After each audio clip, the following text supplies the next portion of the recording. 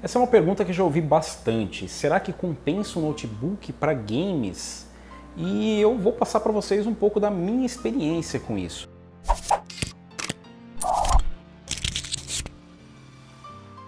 Existem duas respostas para essa pergunta, se notebooks compensam para games ou se notebooks gamers compensam. Então são, na verdade, duas perguntas e duas respostas distintas. Eu vou começar com a mais fácil de explicar. O notebook gamer compensa para quem tem dinheiro para investir, para quem realmente precisa dele para aquela finalidade. Ou seja, se você precisa de um notebook gamer porque você trabalha e joga em lugares diferentes, nunca está num lugar onde você possa ter um desktop. E basicamente, se você tem dinheiro para investir, um notebook gamer não custa pouco dinheiro.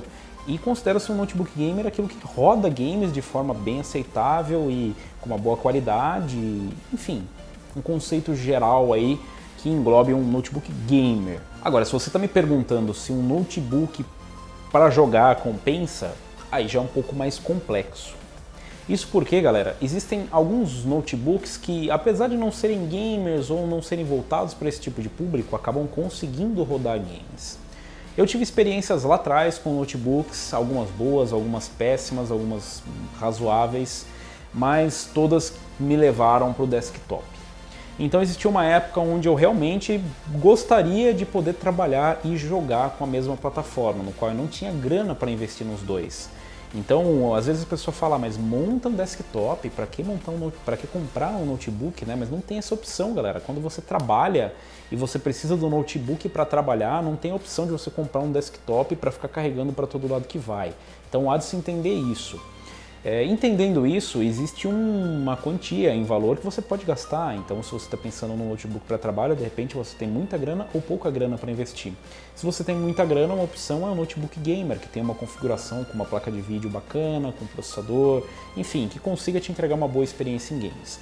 A outra opção é justamente você comprar um notebook que, apesar de não serem voltados a game, tem uma placa de vídeo dedicada que seja capaz de rodar alguns games, enfim, ter uma experiência minimamente aceitável. Eu tive experiências com notebooks justamente nesse sentido, não gamers, notebooks que possuem uma configuração um pouco mais robusta.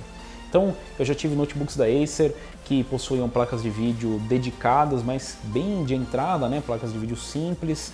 E eu vou dizer para vocês que sim, eu conseguia rodar alguns games na época, Counter-Strike, na época um Rainbow Six, na época um Day of Defeat, ou jogos bem leves mesmo, na verdade, um Age of Empires, e enfim, com uma qualidade mínima, com resoluções baixas e com uma taxa de FPS jogável. Como eu não podia sair dessas plataformas, eu precisava ainda do notebook, eu acabei partindo para outras opções, justamente nesse sentido de não serem gamers, mas terem configurações mais robustas.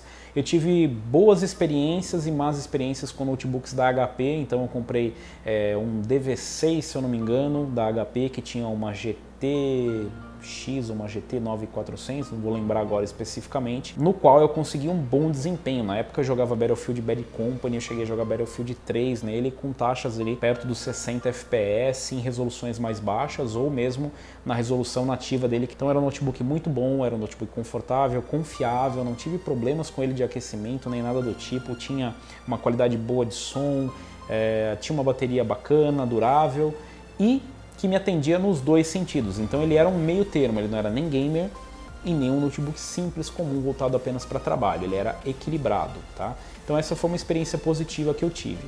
Depois disso eu acabei partindo para um DV7, que era uma configuração mais robusta, então era um i7 com uma Radeon dedicada.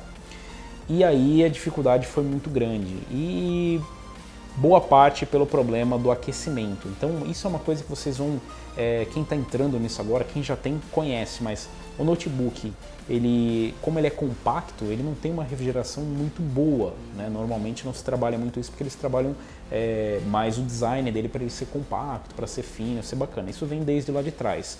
E esse DV7 ele era um notebook que ele já era bem compacto para a época. Infelizmente ele tinha problemas, então eu tinha um i7 de segunda geração, se eu não me engano, mobile, e ele esquentava demais, galera, demais. Ele era de alumínio, então, porra, se estourasse um ovo ali, eu tenho certeza que dava para fritar, cara. Então, pelo menos servia como George Foreman também, enfim, Era 3 utilidades no notebook: trabalho, games e churrasco de fim de semana. E esse notebook não tinha o que resolver, se você poderia troquei pasta térmica, enfim, era um problema de projeto. Então era um notebook que era uma desgraça de notebook e que eu dei graças a Deus quando foi embora, e só não fiquei chateado de ter ido embora do coitado que ficou com o notebook, porque ele usa só para trabalho. Então, enfim, para fazer planilhas realmente não ia forçar nada. Mas esses são alguns problemas que existem. Então você vai ter desde a configuração, como eu tive com o Acer, que era um Atom 64X2 com uma TI 3200 na época, que era uma configuração que era ruim para tudo, era ruim para trabalho e era ruim para jogar, não fazia nada, e era bonitinho, porém ordinário o notebook, desde você chegando a uma opção onde o notebook era robusto, bacana, tinha configurações legais, como nesse DV7, que tinha praticamente as mesmas características do DV6, que me fizeram partir para ele, mas no qual encontram-se esses problemas crônicos, um problema que já vem com o notebook, que não tinha solução e que estragou completamente a experiência. Quando ele conseguia rodar, ele rodava bem até um BF3, ele rodava na época, né, uns games nessa faixa de desempenho, mas ele não funcionava, galera. Então, se você está pensando em notebook e não é uma opção ir para o desktop, porque a minha primeira recomendação é vá para o desktop, que foi o que eu acabei fazendo. Então eu abandonei o notebook e fui para desktop, me forcei a fazer isso, e quando eu tive a possibilidade de não precisar mais de um notebook no qual eu precisasse ir ao trabalho com ele, eu acabei partindo para um desktop e o notebook foi embora. Desde esse notebook eu não tenho mais saudades, mas eu tive algumas experiências com notebooks de alguns amigos que compraram notebooks gamers, tá? Então o que eu tenho a dizer sobre notebooks gamers?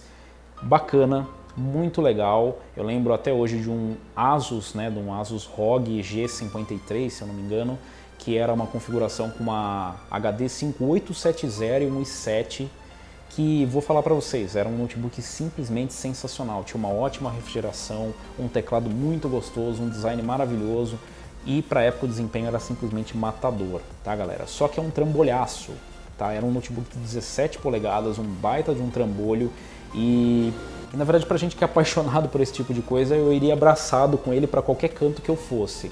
Mas é um trambolho para você carregar e é muito caro. Você imagina um notebook de 7 a 10 mil reais você carregando isso na mochila. Perde totalmente a viabilidade de você ter um notebook gamer para trabalhar, porque por mais que você fale que ele é móvel, apesar dele ter uma fonte desse tamanho, que é o que normalmente acontece com notebooks gamers, é um perigo muito grande, tanto que esse meu amigo teve esse notebook roubado junto com o carro dele. Então, olha o tamanho do prejuízo, galera. Mesmo para quem tem a necessidade de ter um notebook como esse, testei também um Alienware de 18 polegadas, um baita do notebook bacana, mas enfrenta vários problemas. Então tem problemas de compatibilidade com o GPU. Hoje a GPU desse modelo do notebook, que até hoje ainda é caro, uma HD 6870, é uma GPU que já não tem compatibilidade com muitas coisas, não tem a possibilidade de fazer um upgrade, porque envolve umas coisas bem mais complexas você fazer o upgrade de uma placa de vídeo de notebook. E é outro trambolhaço, é um puta de um negócio gigante que você precisa carregar. A fonte, sem brincadeira, é enorme a fonte, e acaba entrando nesse problema que nós tivemos aí atualmente, né? Até o Peperaio fez análise de vários notebooks, no qual a configuração mais bacana que teve foi com uma 1050 Ti, né? E você fala, pô, um i7 com uma 1050 Ti é o melhor dos dois mundos que você pode ter, e o preço ainda é bem proibitivo, galera. Então, a minha dica para vocês, se você realmente precisa trabalhar e jogar com notebook, eu acho que a opção é uma opção equilibrada. Nem o notebook, se você tem muita grana e vai acabar tendo que ficar só com o notebook, não investir muito em um notebook muito caro, no qual tem configurações bacanas, mas é muito surreal. É um notebook que não é móvel, é um notebook que é muito caro, é um notebook que vai ficar ultrapassado e você vai ficar muito puto de ter gasto muita grana com aquilo. E nem ir para uma opção mais em conta, porque você fala, já estou decepcionado porque não vou conseguir ter um desktop nem um notebook bacana, então é só para trabalhar, só para rodar e tá bom. Tenta uma configuração equilibrada. Existem opções de notebooks no mercado que oferecem configurações que são capazes de rodar jogos, apesar de não serem voltados para isso, e que tem um preço aceitável. Minha outra dica é, procurem modelos seminovos, procurem usados no mercado. Eu sei que é um tiro no escuro, mas eu felizmente só tive azar com esse DV7, porque na época não existiam tantos reviews falando, até hoje não existe muito review falando de notebooks, e era um notebook comercial, ele não era um notebook específico para nada, não era um notebook gamer, ou seja, não tem nenhum segmento que fizesse testes com esses notebooks, e eu não consegui saber desse problema, né? Só vinha saber disso depois que eu comprei esse notebook e já era tarde, né? Quando tem um problema você vai pesquisar, mas antes de comprar eu não sabia. Então pesquisem bastante, vejam as configurações. Minha dica que eu deixo para vocês para pesquisar a GPU, que é importante, assim como o processador, mas a GPU para rodar os games, procura no site chamado Notebook Check, eu vou deixar a descrição aqui no vídeo, lá tem comparativos de desempenho entre as GPUs